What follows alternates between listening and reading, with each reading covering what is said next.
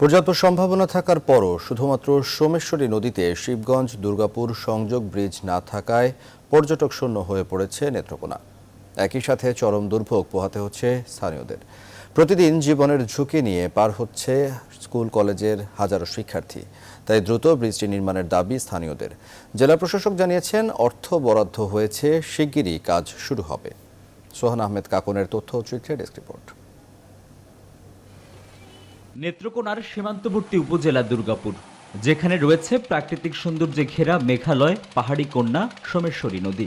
সাদামাটির পাহাড়, কয়লা, বালু, পাথর সহ প্রাকৃতিক খনিজ সম্পদে ভরপুর ব্যাপক সম্ভাবনাময় একটি উপজেলা। প্রতিদিন দেশের বিভিন্ন প্রান্ত থেকে দর্শনার্থীরা বেড়াতে আসেন এখানে, কিন্তু দীর্ঘদিনেও সোমেশ্বরী নদীতে শিবগঞ্জ দুর্গাপুর সংযোগ ব্রিজ না হওয়ায় জীবনের ঝুঁকি নিয়েই নৌকায় পার হতে হয় স্কুল কলেজের শিক্ষার্থী, পর্যটক সহ স্থানীয়দের।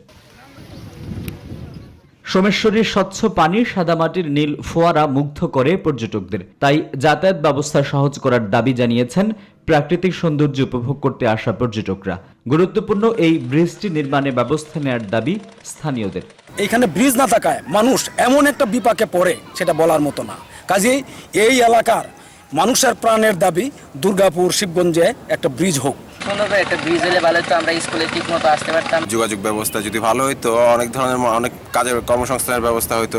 তবে জেলা প্রশাসক জানিয়েছেন, ব্রিজটি নির্মাণে এরই মধ্যে অনুমোদন দেওয়া হয়েছে, অচিরেই কাজ শুরু হবে। অনেক দিনের দাবির পরিপ্রেক্ষিতে এই কাজ ব্রিজের প্রাথমিক অনুমোদন পাওয়া গেছে। হাইড্রোমরফোলজি স্টাডির জন্য দুইটি প্রতিষ্ঠান নির্বাচন করা হয়েছে। এই রিপোর্ট পাওয়ার পরে ফিজিবিলিটি স্টাডি এবং পরবর্তী ধারাবাহিকভাবে এই কার্যক্রমটা চলতে থাকবে।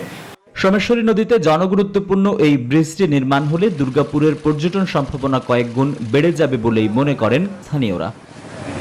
আসিফ টিপু, নিউজ 24।